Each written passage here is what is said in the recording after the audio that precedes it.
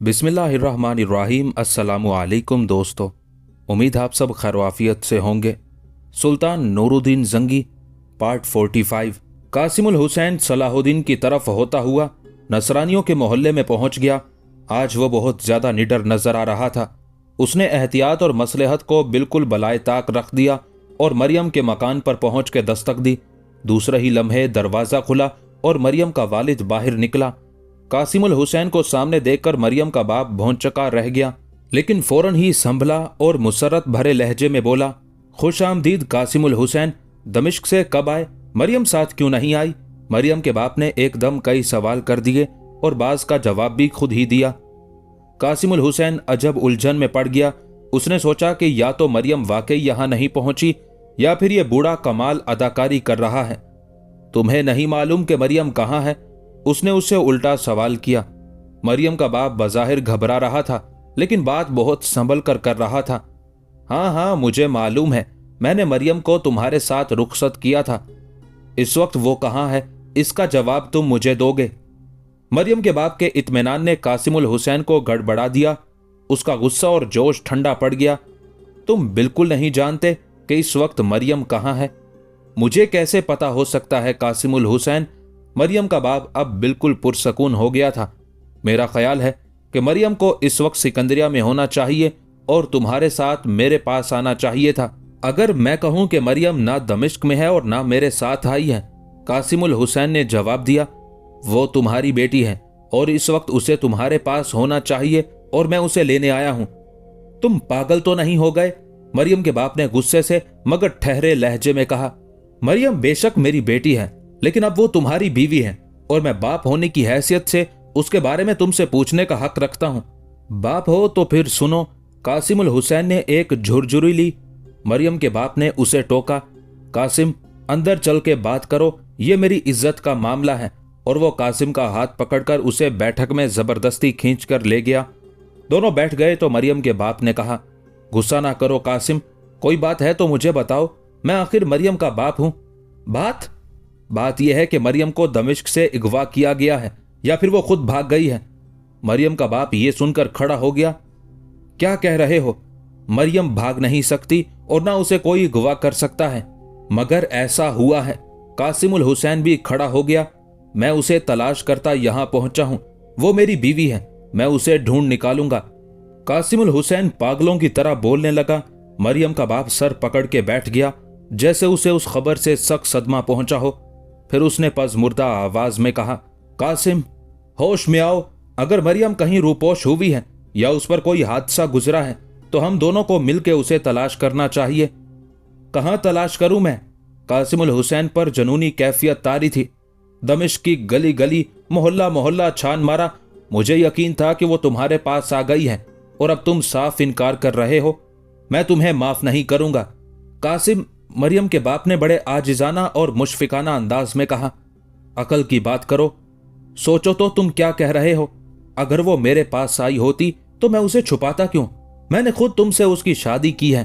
अब अगर तुम्हारा किसी बात पर इख्तलाफ हो तो मैं नहीं कह सकता, मगर मरियम ऐसी है नहीं। आखिर बात क्या हुई थी? मुझे भी तो कुछ बताओ। कोई खास बात नहीं हुई, कासिमुल हुसैन ने बेपरवाही से जवाब दिया। उसकी हरकतों सकनात मशकूक हो गई थी। मैंने उसे मना किया और वो एक दिन बगैर कुछ बताए किसी तरफ चली गई। किस तरफ चली गई? कहां चली गई? मरियम के बाप के लहजे में घबराहट थी। इसी सवाल का जवाब लेने मैं आपके पास आया हूं। कासिमुल हुसैन ने सपाट लहजे में कहा, मैं यहां आई होती तो किधर जाती? उसने बौखलाहट का इजहार किया। तुम्हें किसी पर शुबहा तो होगा? शुबहा है, बल्कि यकीन है, कासिमुल हुसैन ने बेपरवाही से कहा। किस पर शुबहा? उसने बेचैनी से पूछा। आप पर शुबहा है, कासिमुल हुसैन ने बेधड़क कह दिया। मुझे यकीन है कि वो यहीं आई है और तुमने उसे कहीं छुपा दिया है। कासिमुल हुसैन, तुम मुझ पर शुबहा कर रहे हो? उसने जवाब दिया। मुझे वापस बुलाना होता तो उसका हाथ तुम्हें क्यों पकड़ाता? हमारे लिए अब वो यूं भी बेकार हो गई है। उसने बाप दादा का मजहब छोड़कर तुम्हारा मजहब इख्तियार कर लिया है। मजहब तो ना उसने छोड़ा था और ना इख्तियार किया था। कासिमुल हुसैन के लहजे में करख्तगी आ गई। अब तुम्हारे लिए बेहतर यह है कि मुझसे एक सौदा कर लो, मगर ये याद रखना कि अगर तुमने मुझसे फरेब करने की कोशिश की तो मैं एक एक को चुन चुन के खत्म कर दूंगा। देख कासिमुल हुसैन, मरियम का बाप भी अकड़ गया। मुझे धौंस मत दो, तुम मेरे घर आए हो, मेरे मेहमान हो, मेरे दामाद भी हो। इज्जत से बैठो और शराफत से गुफ्तगू करो। मैं इज्जत और शराफत से बैठने नहीं आया। कासिमुल हुसैन ने कब्जाए शमशीर पर हाथ रखा। मुझे मरियम चाहिए, जिंदा या मुर्दा, वरना मैं उसके बदले किसी और का सर उतार लूंगा। मरियम के बाप ने कासिम के बिगड़ते हुए तेवर देखे तो सहम गया। कासिम मेरे बेटे, भला मैं मरियम को क्यों छुपाने लगा? यकीन करो, अगर वो मेरे पास आती तो मैं उसे लेकर सीधा तुम्हारे पास दमिश्क आता। मियाँ बीवी में झगड़े हुआ ही करते हैं। लड़की के माँ बाप तो हमेशा दामाद की तरफदारी करते हैं। फिर वो कहाँ गई? कासिमुल हुसैन धाड़ा। मैं क्या बता सकता हूं कासिम, उसने धीमी आवाज में कहा। मैं तुम्हारे साथ उसे ढूंढवाऊंगा, जहां कहोगे वहां जाऊंगा। मेरी बात का यकीन करो तुम। मरियम ऐसी नहीं थी। उसने ये गलती कैसे की? घर से कदम कैसे निकाला उसने? क्या मैं तुम पर एतबार कर लूं? कासिमुल हुसैन ने अचानक सवाल किया। क्यों नहीं? जब मैं तुम पर एतबार करता हूं तो तुम भी मुझ पर एतबार कर सकते हो, उसने जवाब दिया। मैं तुम्हें यकीन दिलाता हूं कि मैं मरियम को ढूंढूंगा और जरूर उसकी खोज निकाल लूंगा, फिर चोटी पकड़ के तुम्हारे पास लाऊंगा। अरे हां, तुम ठहरे हुए कहां हो? दारुल वजारत। मरियम के बाप का मुंह हैरत से खुल गया।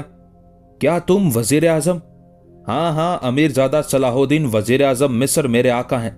मैं उनके मुहाफिज दस्ते का सवार हूं, कासिमुल हुसैन ने बड़े फख्र से कहा। मरियम का बाप पहले ही डरा हुआ था। वजीर आजम सलाहुद्दीन का नाम सुनकर उसके औसान खता हो गए। बेशक बेशक, तुम इसके अहल हो कि वजीर आजम के मुहाफिज दस्ते में शामिल हो। मैं तुम्हें इस अजीम ओहदे के लिए मुबारकबाद पेश करता हूं। फिर उसने इधर उधर देखकर कहा, तुम जरा ठहरो, मैं अभी आया। वो घर के अंदर गया। वहां उसकी बीवी और दोनों लड़के घबराए बैठे थे। बीवी ने उससे सरगोशियों में पूछा, ये कमबख्त कहां से आया? वो जवाब देने के लिए मुंह खोल रहा था कि बेटे ने दूसरा सवाल कर दिया। चला गया कि बैठा है? दूसरा बेटा भी खामोश ना रह सका। ये बच के चला गया तो बड़ी आफत करेगा, क्यों ना हम इसे यहीं खत्म कर दें। खबरदार, ऐसा सोचना भी ना। बाप ने उन्हें झिड़का। आजकल वो वजीर आजम के मुहाफिज दस्तों में लगा हुआ है, हमें उससे बना के रखनी है। फिर उसने बीवी से कहा, तुम खुश्क मेवे लेके आओ, इन दोनों को भी साथ लेते आना, मैं सबको मिलाऊंगा। मरियम के बारे में पूछ रहा होगा? बड़ी बी ने आहिस्ता से पूछा। हाँ पूछा था, मैंने साफ इनकार कर दिया है। तुम लोग भी अनजान बन जाना। यह कहकर मरियम का बाप बाहर की तरफ चला गया। मरियम के बाप के पीछे ही पीछे बड़ी बी और दोनों लड़के खुश्क मेवा लेकर मेहमान खाने में पहुंच गए। दोनों लड़कों ने बहनोई को अदब से सलाम किया। बड़ी बी ने कासिमुल हुसैन के सर पर हाथ फेरा और मेवे की थाली सामने रख दी। बड़ी अलमनाक और शर्मनाक खबर सुनाई है लड़कों के बाप ने। बड़ी बी ने थरथराई हुई आवाज में कहा। आवाज के साथ उनका जिस्म भी कांपता हुआ महसूस हो रहा था। मैं तो किसी को मुंह दिखाने के काबिल नहीं रही। मुझे मालूम होता कि वो ऐसी निकलेगी तो पैदा होते ही गला दबा देती। अभी क्या पता क्या हुआ है। कासिम ने दिल के हाथों मजबूर होकर बीवी की तरफदारी की। वो मिले तो असल बात मालूम हो, ये भी तुम्हारी मदद करेंगे। इनकी भी तो वो बहन है। कासिम जिस वक्त उनके घर पहुंचा तो उसके दिल में मरियम और उसके अजीजों के लिए बहुत गुबार था और वो गुस्से से खोल रहा था। मगर अब मरियम के वालिदैन ने जो उसकी दिलजोई की तो वो पिघल गया। उसने अपनी गुफ्तगू का मौजू ही बदल दिया। वो थोड़ी देर और बैठा और फिर आने का वादा करके वापस चला गया। अब उसका गुस्सा भी ठंडा हो गया और मरियम के लिए उसके दिल में जो नफरत पैदा हो गई थी उसमें भी कुछ कमी आ गई थी। रात को जब वो सोने लगा तो उस पर तजब्जुब का आलम तारी हो गया। अब वो सोच रहा था कि मरियम वाकई उसके घर से भाग गई है या उसे किसी ने जबरदस्ती अगवा किया है।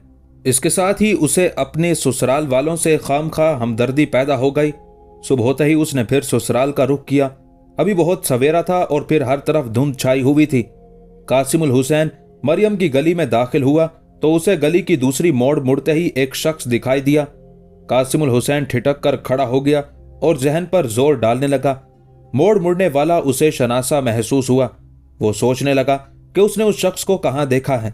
जरा गौर के बाद उसे याद आ गया, ये वही शख्स था जो दमिश्क में उसके घर आया था। उसको देख के कासिमुल हुसैन के दिल में मरियम की तरफ से शुबहा पैदा हुआ था, मगर अब यहाँ कैसे आया? क्या मरियम उसके साथ भागी थी? उस वक्त वो बिल्कुल अकेला था। हो सकता है कि उसने मरियम को किसी और जगह छुपा दिया हो। कासिमुल हुसैन गली के मोड़ की तरफ तेजी से बढ़ा। फिर वो मोड़ पर पहुंचा तो उसने देखा कि आगे जाने वाला दूसरी मोड़ मुड़ रहा था। कासिमुल हुसैन तकरीबन भागने लगा, लेकिन वो उस तक ना पहुंच सका। अगली गली में दाएं बाएं कई मोड़ थे। पता नहीं वो किस गली में गया था। कासिमुल हुसैन ने 2-1 गलियों में उसे तलाश किया। जब वो ना मिला तो वापिस आ गया। मरियम का बाप और उसके दोनों बेटे दरवाजे पर खड़े थे। शायद उन्होंने कासिम को गली में दाखिल होते देख लिया था। उन्हें देख के कासिम को गुस्सा चढ़ गया। कासिमुल हुसैन ने करीब पहुंच के सख्ती से पूछा, उस आदमी का क्या नाम है? मरियम के बाप पर जरा घबराहट हुई, मगर वो फौरन संभल गया। कौन आदमी कासिम? किसका नाम पूछ रहे हो? वही जो अभी इस गली से गया है। कासिम का लहजा तल्खो तुर्श था। कौन गया है इस गली से कासिम? ये तो सड़क है, दिन भर में सैकड़ों आदमी इधर से जाते हैं। मैं तुम्हें किसका नाम बताऊं?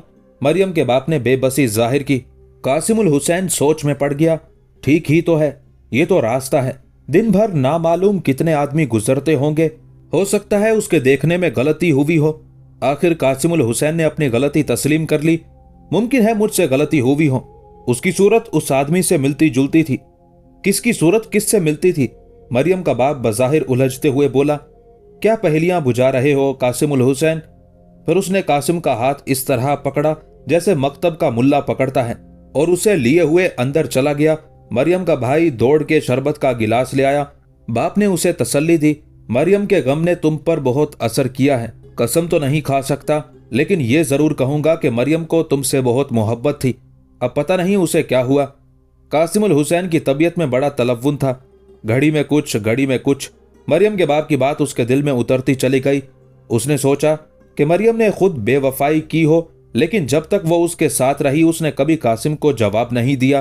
कासिम उसे अक्सर डांटता फटकारता था, लेकिन वो पलट के कुछ नहीं कहती थी। कभी कभी तो वो कासिम के गुस्से पर हंस दिया करती थी। कासिम 1 घंटा वहां बैठा रहा। सभी उससे बातें करते रहे, लेकिन वो गूंगा बना बैठा रहा। दरअसल वो अपने ख्यालों में गुम था। मरियम के साथ गुजारे हुए दिन और रात एक एक करके उसकी नजरों के सामने से गुजर रहे थे और वो उनमें खोया हुआ था। कासिमुल हुसैन जिस तरह गया था उसी तरह वापिस आ गया।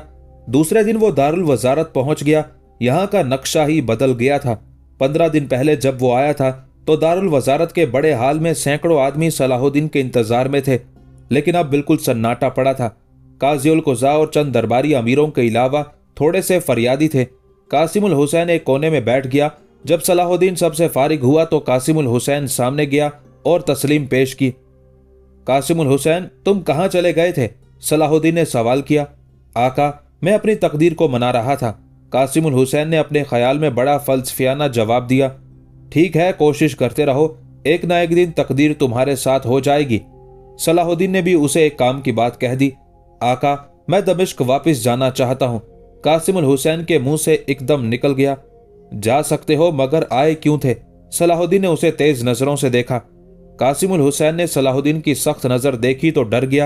आका, मैं मरियम को ढूंढने आया था, मगर वो शायद मिस्र में नहीं है। तुमने बताया था कि तुम्हारी बीवी जासूस है और वो कहीं चली गई है। सलाहुद्दीन ने पूछा। जी आका, मैंने यही कहा था, लेकिन यहाँ मालूमात करने पर पता चला कि ना वो यहाँ आई है और ना ही वो जासूस है। कासिमुल हुसैन के दिल में मरियम की मोहब्बत फिर करवटें लेने लगी थी। चलो ये अच्छा हुआ। क्या मरियम मिल गई या नहीं? सलाहुद्दीन ने दरियाफ्त किया। आका, मैंने अर्ज किया ना कि वो मिस्र में नहीं है। सलाहुद्दीन को उसकी बात का यकीन ना आता था। पूरा काहिरा और पूरा सिकंदरिया छान मारा, मगर वो यहाँ नहीं है। कासिमुल हुसैन ने पज़मुर्दा आवाज में कहा। मैं मरियम के घर वालों से मिला था, यानी उसके माँ बाप और भाइयों से, मगर उन्हें भी उसकी कोई खबर नहीं। उन्हें यह इत्तला मुझसे ही मिली। उनका घर मातम कदा बन गया है। पता नहीं किसने उसे अगवा किया या वो खुद कहीं छुपी बैठी है। दमिश्क क्यों वापस जाना चाहते हो? सलाहुद्दीन ने अचानक सवाल किया। इसलिए कि शायद वो दमिश्क वापस चली गई हो। कासिमुल हुसैन ने बस यूं ही कह दिया। दमिश्क तुम पहले देख चुके हो, मिस्र को अब खंगाला है। तुम्हारी बीवी इन 2 मकामात के अलावा कहीं दूर भी तो हो सकती है। नहीं आका, इनके अलावा उसका और कहां ठिकाना हो सकता है? कासिमुल हुसैन ने मुंह बना के बेदिली से कहा। सलाहुद्दीन ने जवाब दिया। वो यरूशलेम में भी तो हो सकती है। तुमने बताया था कि वो जासूस है। जासूसी वो सिर्फ हमारे दुश्मनों के लिए ही कर सकती है। कासिमुल हुसैन की आंखों से जैसे पर्दा उठ गया हो, खुश होके बोला, आप बिल्कुल ठीक कह रहे हैं, वो यकीनन यरूशलेम में है, मैं उसका पीछा करूंगा। कैसे पीछा करोगे? सलाहुद्दीन ने सवाल किया। मैं यरूशलेम जाऊंगा, कासिमुल हुसैन ने बड़े जोश से कहा। काश तुम और दूसरे मुसलमान यरूशलेम जा सकते। सलाहुद्दीन ने ठंडी सांस ली। मगर कासिमुल हुसैन, तुम्हारा अभी वहां जाना खतरे से खाली नहीं। नसरानी शिकस्त खाकर वापस गए हैं। शाह यरूशलेम खामोश बैठने वाला इंसान नहीं। नसरानियों को मिस्र से जो खिराज मिलता था वो बंद हो गया है। मिस्र से उनका सिर्फ कब्जा नहीं बल्कि असर भी खत्म हो रहा है। पता नहीं वो क्या क्या मंसूबे बना रहा होगा। मैं मरियम के बाप के साथ यरूशलेम जाऊंगा। कासिमुल हुसैन ने यूं कहा जैसे कोई बात ही नहीं। क्या तुम्हें मरियम के बाप पर एतमाद है? सलाहुद्दीन ने पूछा। पहले नहीं था मगर अब हो गया है, कासिमुल हुसैन ने जवाब दिया। ये पहले और अब क्या है? नसरानी हर हाल में नसरानी है। सलाहुद्दीन ने उसे समझाया। मरियम उसकी बेटी है, वो पहले बेटी का मफाद देखेगा। आका, उसके घर वालों को मालूम नहीं कि मरियम कहाँ है। जब मैं बताऊंगा कि मरियम यरूशलेम में है और मैं उसे लेने जा रहा हूं तो वो भी मेरे साथ हो जाएंगे। हम दोनों का मकसद एक ही है ना आका? कासिमुल हुसैन ने भोलेपन से कहा। जिस आदमी पर एतमाद ही ना हो उसके मफाद का तुम्हें क्या अंदाजा हो सकता है? सलाहुद्दीन ने कहा। ऐसी गलती करने की कोशिश ना करना वरना वहां से कभी वापिस ना आ सकोगे। खुदा से दुआ करो कि वो वक्त आए जब मुसलमान सर बुलंद करके बैतुल मुकद्दस में दाखिल हों। कासिमुल हुसैन सर खुजा के रह गया। उसकी समझ में सलाहुद्दीन की बातें ना आई, लेकिन उसके दिमाग से फिलहाल यरूशलेम जाने का ख्याल निकल गया। यह हकीकत है कि सलाहुद्दीन की मिस्री वजारत की खबर ने यरूशलेम की नसरानी हुकूमत में हलचल मचा दी थी। उसके शुमाल में दमिश्क की इस्लामी रियासत थी जिसका हाकिम सुल्तान नूरुद्दीन था, और अब जनूब के वसी मुल्क मिस्र में उसी सुल्तान का एक अमीर वजीर आजम था। मिस्र में खिलाफत बराए नाम थी और करता धरता वजीर आजम हुआ करता था।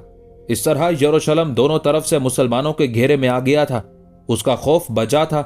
सुल्तान नूरुद्दीन जंगी की ताकत तो मानी हुई थी ही, सलाहुद्दीन ने भी वजारत संभालते ही हाथ फेरना शुरू कर दिए थे।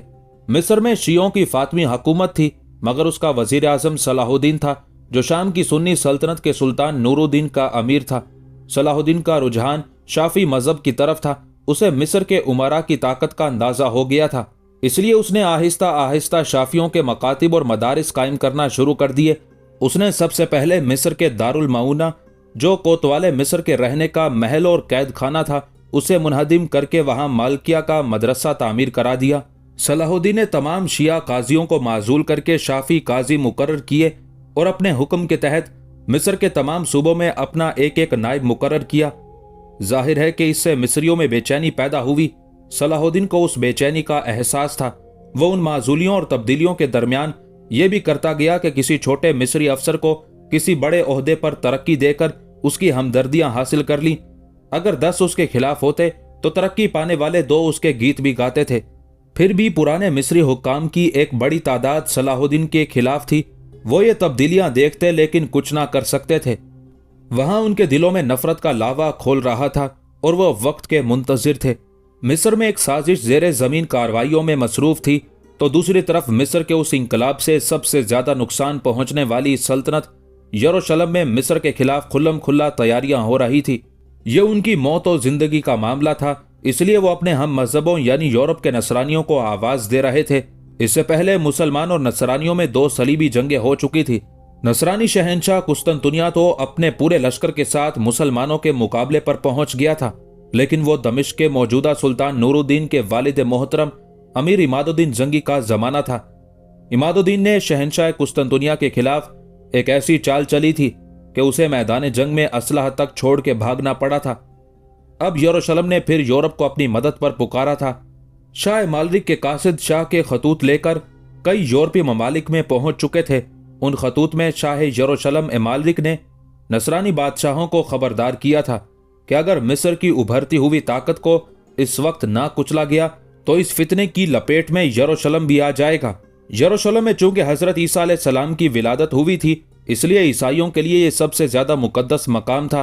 इस यरूशलेम में यहूदियों के पैगंबर हजरत सुलेमान अलैहिस्सलाम का हैकल सुलेमानी था, इसलिए यहूदियों को भी यह उतना ही अजीज था।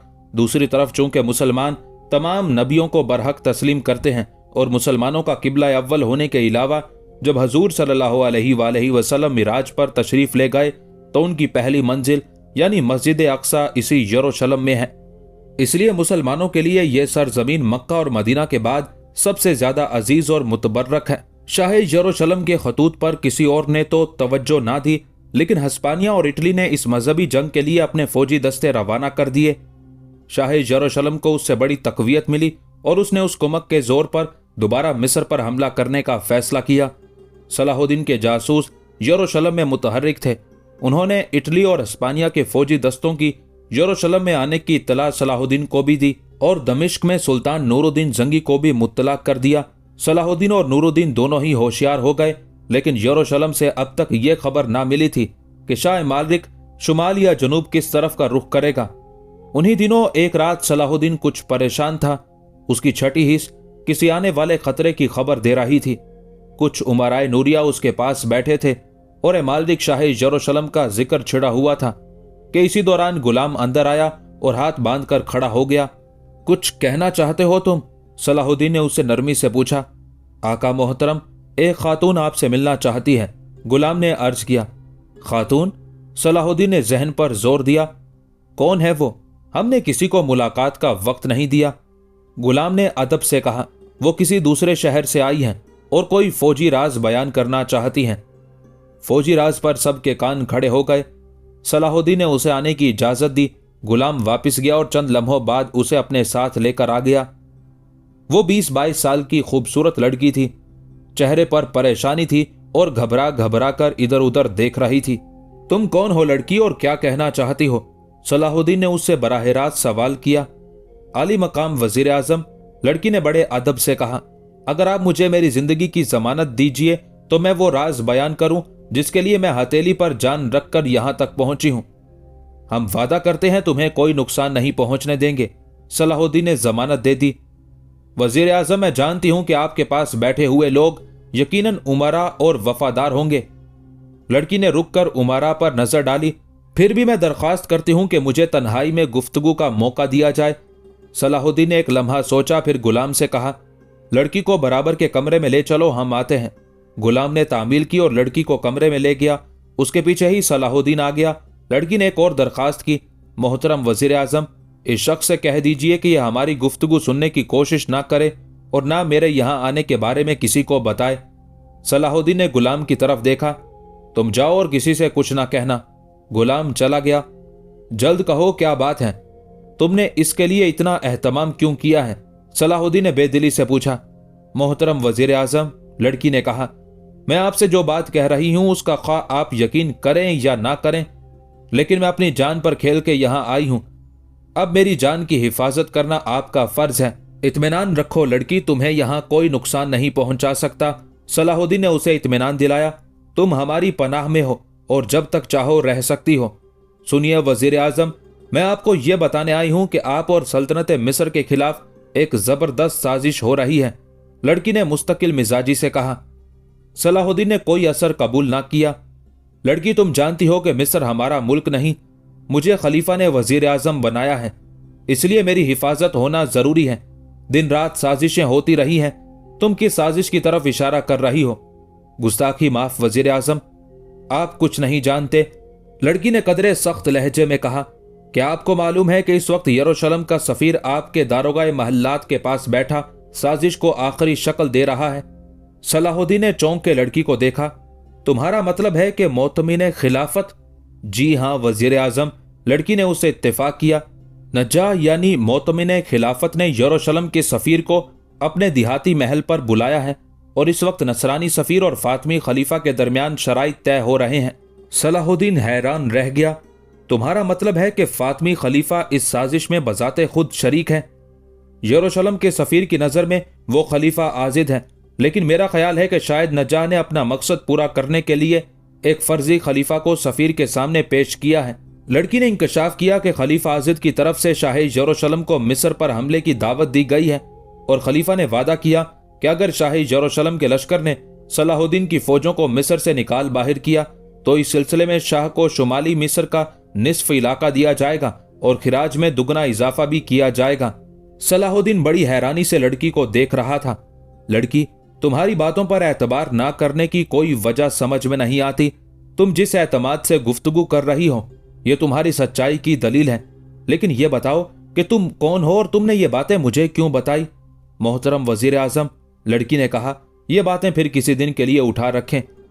मैं यही हूं आपकी पनाह में, उस वक्त तक रहूंगी जब तक गद्दारों का खात्मा नहीं हो जाता। इस वक्त तो आप इस खबर के बारे में कुछ कीजिए जो मैंने बताई है।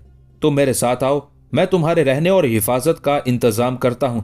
सलाहुद्दीन लड़की को लेकर फिर उस कमरे में आ गया जहां उसके उमरा बैठे थे। सलाहुद्दीन ने फकीह ईसा हकारी को मुखातिब किया, मौलाना, मैं ये लड़की आपके हवाले करता हूं। कुछ लोग इसकी जान के दुश्मन हो रहे हैं, इसकी हिफाजत आप पर फर्ज है। मुअज़्ज़ज़ उमराए नूरिया, सलाहुद्दीन ने उमरा से कहा, अभी इतला मिली है कि यरूशलेम का सफीर फातिमी खलीफा से गुफ्तगू के लिए आया हुआ है। क्या नसरानी सफीर कसरे खिलाफत गया है? एक अमीर ने बेसब्री से पूछा। नसरानी वजीर और खलीफा की मुलाकात का इंतजाम नजाह ने कर दिया है, सलाहुद्दीन ने वजाहत की। मुखबिर ये इत्तला लाया है कि सफीर और खलीफा की मुलाकात नजाह के देहाती महल में हो रही है। एक अमीर ने दरियाफ्त किया, ये नजाह तो शायद दारोगाए महल्लात है। वही है, दारोगाए महल्लात या मोतमिन खिलाफत का असल नाम नजाह है, सलाहुद्दीन ने बताया। इस साजिश का सरगना वही मालूम होता है।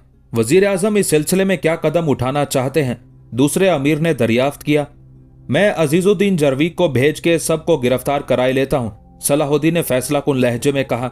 अमीर शहाबुद्दीन हारमी ने सवाल किया, क्या खलीफा को गिरफ्तार करना गलती ना होगी?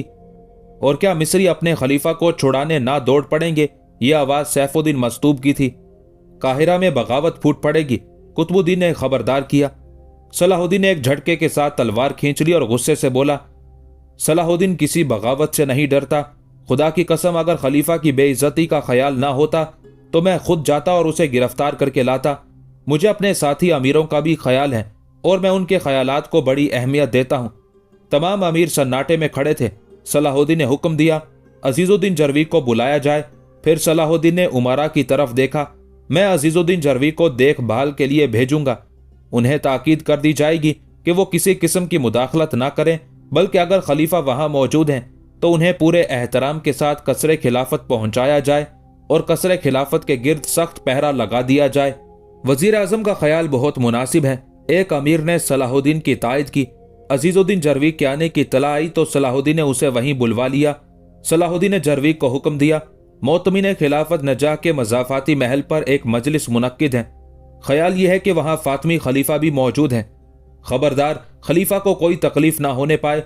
उन्हें एहतराम के साथ कसरे खिलाफत पहुंचा कर उन पर सख्त पहरा लगा दिया जाए। नजाह के पीछे मुखबिर लगा दिए जाएं। अजीजुद्दीन जरवीक ने वजीर आजम का हुक्म पूरी तवज्जो से सुना और सलाम करके चला गया। अपनी हवेली पहुंचकर जरवीक ने 20 सवारों का एक दस्ता तैयार किया। फिर अपने नाइब से पूछा कि मुझे एक ऐसा आदमी चाहिए जो फातिमी खलीफा और मिस्र के दूसरे उमरा को पहचानता हो। नाइब ने एक आदमी को पेश किया। जरवीक ने पूछा, तुमने खलीफा को देखा है? जी हाँ अमीर, एक बार नहीं 50 बार देखा है। आदमी ने बड़े यकीन से कहा। खलीफा तो महल के बाहर निकलते ही नहीं, तुमने कैसे देखा उन्हें? जरवीक ने उसका इम्तिहान लिया। अमीर मोहतरम, आदमी ने बताया, मैं पहले कसरे खिलाफत की बैरूनी डेवड़ी पर पहरेदारों की खिदमत पर लगा था। पहरेदारों का दारोगा मुझे अपने काम से अंदर भेजा करता था। इस तरह मैंने खलीफा को कई बार देखा था। जरवीक को उसकी बात का एतबार न आया। उसने दूसरा सवाल किया, कसरे खिलाफत की मुलाजमत के लिए तो लोग बरसों मारे फिरते हैं, फिर तुमने वो मुलाजमत छोड़ के सवारों में नौकरी क्यों की? अमीर दुरुस्त फरमाते हैं। आदमी ने कहा, मुझे भी उस मुलाजमत के छूटने का बहुत बड़ा गम है, लेकिन जिस वक्त वजारत का ओहदा शामियों को मिला था उस वक्त दारोगा ने सिवाय अपने आदमियों के और अंदर बाहर के तमाम नौकरों को निकाल दिया था। मैं एक मामूली सा मुलाजिम था, लेकिन दारोगा ने मुझे भी निकाल दिया। तुम भी तो दारोगा के आदमी थे, पर उसने तुम्हें क्यों निकाला? अमीर जरवीक ने पूछा। उस आदमी ने जवाब दिया, अमीर मोहतरम, अपने आदमियों से मतलब है सोडानी आदमी। दारोगा को तो आप जानते ही हैं कि वो सोडानी है। जिस वक्त इस खलीफा को खिलाफत मिली थी तो ये बहुत कम सिन था। नजा उस वक्त एक मामूली गुलाम था, लेकिन उसने बड़ी चालाकी से अपनी बेटी खलीफा की जोजियत में दे दी। खलीफा उस पर हमेशा ही मेहरबान रहे हैं। जब दारोगाए महल्लात जरगाम मारा गया तो खलीफा ने नजाह को दारोगा बना दिया। उसने महल्लात में सोडानी गुलाम और कनीज़ें भरना शुरू कर दी। अब उसका तमाम महल्लात पर कब्जा और उसे खलीफा के मिजाज में इस कदर दखल है कि खलीफा उसकी इजाज़त के बगैर निवाला भी नहीं उठाता। अमीर अजीजुद्दीन जरवीक ने अंदाजा कर लिया कि उसके सामने एक मुनासिब आदमी पेश किया गया है। चुनाचे वो सवार हुआ और 1 घंटे के बाद नजाह के मजाफाती महल पर पहुंच गया। उसने बड़ी खामोशी से महलनुमा हवेली का मुहासरा कर लिया और सदर दरवाजे के करीब छुप के खड़ा हो गया। जो खोजी वो साथ लाया था वो उस वक्त भी उसके साथ ही था। उन लोगों के पहुंचने के थोड़ी ही देर बाद नजाह की हवेली का बड़ा दरवाजा खुला और एक आदमी बरामद हुआ। उसके दाएं बाएं एक एक गुलाम चल रहा था। अजीजुद्दीन जरवीक ने अपने साथ वाले आदमी से पूछा, ये कौन शख्स है जिसके दाएं बाएं गुलाम चल रहे हैं? खोजी ने बताया, अमीर मोहतरम, ये शख्स अब्दुस समद कातिब है और इसका शुमार खलीफा के खास आदमियों में होता है। जरवीक सर हिलाकर रह गया। जरा देर बाद एक और शख्स बाहर आया। उसके दाएं बाएं 2 गुलाम थे। जरवीक ने उधर इशारा करते हुए सवाल किया, ये कौन है? बड़ी शान से आ रहा है। इसके दाएं बाएं 2-2 गुलाम हैं। ये शायर है, मिस्री अवाम इसे बहुत पसंद करते हैं। खोजी ने बताया, ये भी खलीफा को बहुत महबूब है। इसका नाम क्या है? अमीर अजीजुद्दीन ने दरियाफ्त किया। अमार यमनी जुबैदी है, शनाख्त करने वाले ने बताया। जरा देर बाद एक बुजुर्ग सूरत सदर दरवाजे से बरामद हुए। ये बुजुर्ग सूरत और दरवेश दराज कौन है?